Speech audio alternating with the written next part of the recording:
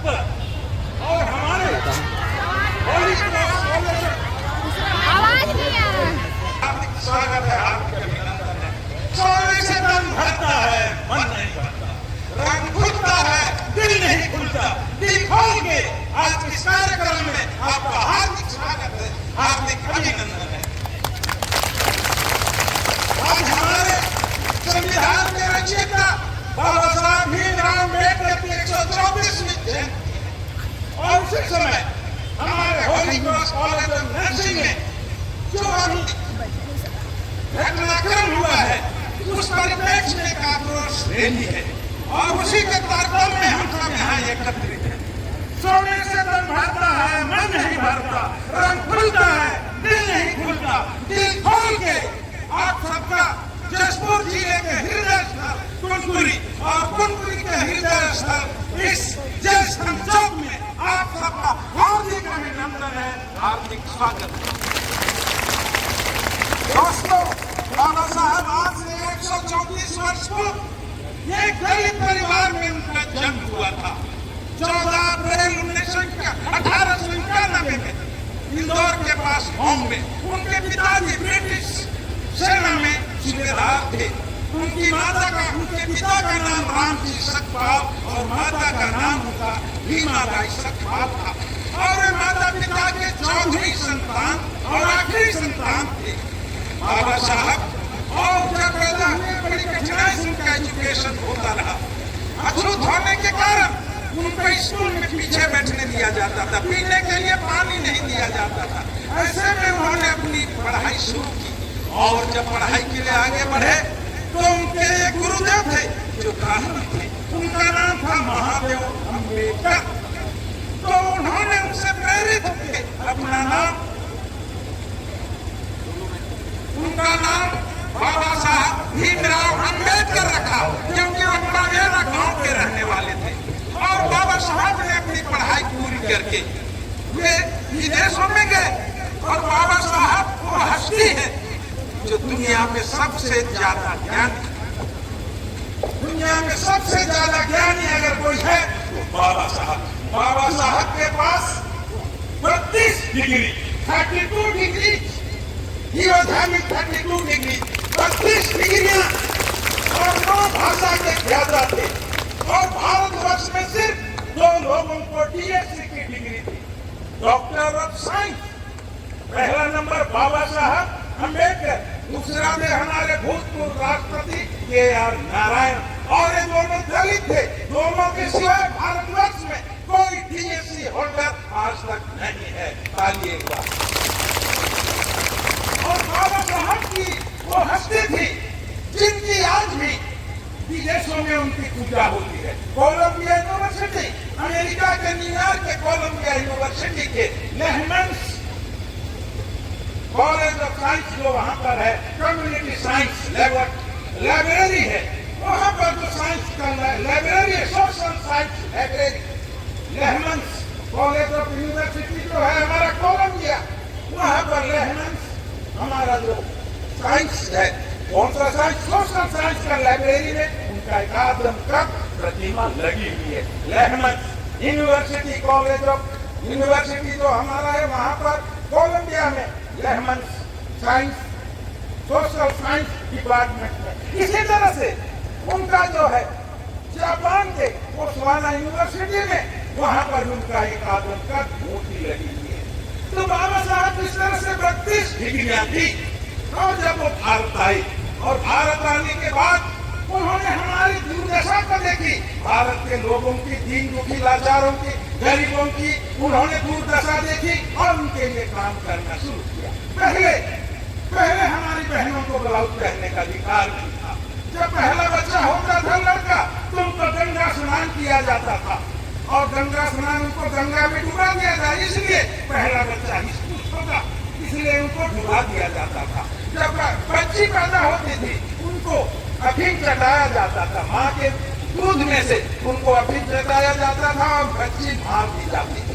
इसी तरह से चरक पूजा की जाती थी, जब फूल पूजा बनाए जाते थे तो बलि दी जाती थी।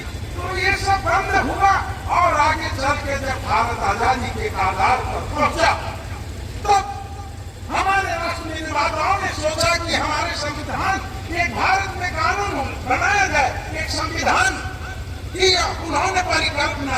और उसको बनाने के लिए 9 दिसंबर 1940 को एक संविधान सभा की पहली बैठक हुई, जिसमें 399 संविधान सभा के सदस्य थे और उसके अध्यक्ष हुआ करते थे तत्कालीन हमारे राजेंद्र प्रसाद, डॉक्टर राजेंद्र प्रसाद उसके अध्यक्ष हुआ करते थे। और संविधान सभा के ड्राफ्टिंग कमेटी जिनको ड्राफ्ट करना था उनके अध्यक्ष थे बाबा साहब भीमराव। और इन्होंने अथक प्रयास से 2 साल 11 महीने 18 दिन में हस्तलिखित संविधान, भारत का संविधान विश्व का सबसे बड़ा हस्तलिखित संविधान है, जो 2 साल 11 महीना 18 दिन में बनाया गया। और उस संविधान को बनाने के लिए उसका हस्तलिपि हैंड राइटिंग जो लिखा गया कैलिग्राफी में, उसका था हमारे बिहार के लिखने वाले जय नारायण जय जादा, राजनारायण बिहारी राय जादा, उन्होंने हाथ से लिखा और उसको हाथ से लिख के पूरा किया। और उसको लिखने में 303 नंबर के निब, उस समय ऐसा पेन नहीं था, होल्डाल हुआ करता था निब, उस समय 303 नंबर के पिन, 303 नंबर के पिन और होल्डाल 254 होल्डाल लगे और 303 नंबर के हमारे पास 432 निब उस समय संविधान लिखने में खर्चे हुए। ताली बजाइए। संविधान लिखने में 432 निब, 303 नंबर के और 254 होल्डाल, तब हमारा संविधान बना। और संविधान की परिकल्पना जो उनकी प्रस्तावना में है, हम भारत के लोग भारत को एक प्रभुत्व संपन्न समाजवादी धर्मनिरपेक्ष गणराज्य, लोकतंत्रात्मक गणराज्य बनाना चाहते हैं। उनके प्रत्येक नागरिकों को सामाजिक, आर्थिक, राजनीतिक न्याय चाहे के लिए सामाजिक सोशल जस्टिस, आर्थिक इकोनॉमिक जस्टिस, राजनीतिक पॉलिटिकल जस्टिस और आर्थिक लिबर्टी, और उनको विचार, अभिव्यक्ति, धर्म, विश्वास और उपासना की स्वतंत्रता, लिबर्टी ऑफ काहे के लिए, विचार के लिए, थॉट्स एक्सप्रेशन, धर्म के लिए, विश्वास के लिए, फेथ एंड वर्शिप के लिए उनको स्वतंत्रता दी जाए। और उन्होंने बखूबी से जिस तरह से हमारे संविधान की प्रस्तावना हमारे संविधान की आत्मा है, हमको मौलिक अधिकार देता है। संविधान के आर्टिकल 14 में कहता है समता का अधिकार, संविधान के सामने पूरे भारत में सबको समानता का अधिकार है, कोई भेदभाव नहीं, नो डिस्क्रिमिनेशन, सबको समता का अधिकार है। 15 में कहता है किसी भी जाति, धर्म, लिंग और जन्म के स्थान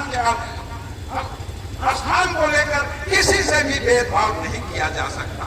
और आर्टिकल 25 कहता है हमको freedom of conscience, free profession, practice and propagation of religion, अंतःकरण की स्वतंत्रता, आवाज गति से धर्म को मानने, प्रचार करने की स्वतंत्रता हमारा आर्टिकल 25 में। और 26 में है हर एक कौम को, हर एक धर्म को उनको बचाए रखने के लिए मैनेजमेंट की स्वतंत्रता है। और आर्टिकल 29 में कहता है उस धर्म को, उस समाज को for the protection in the interest of minority, और संख्यक को संरक्षण देने का अधिकार।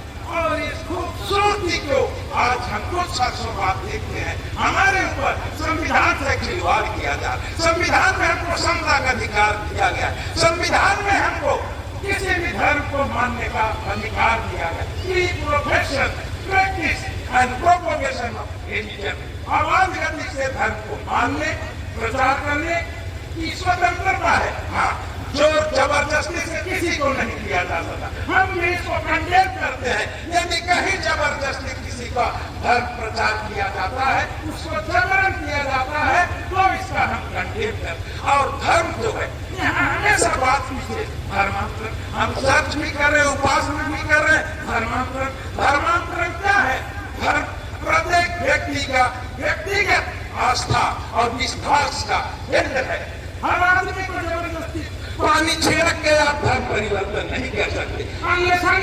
जब तक वो अपने आप को अपने आस्था से, अपने मन से विश्वास न करे, आस्था और विश्वास का प्रतीक है कि वह किस धर्म को अंगीकार करना चाहे।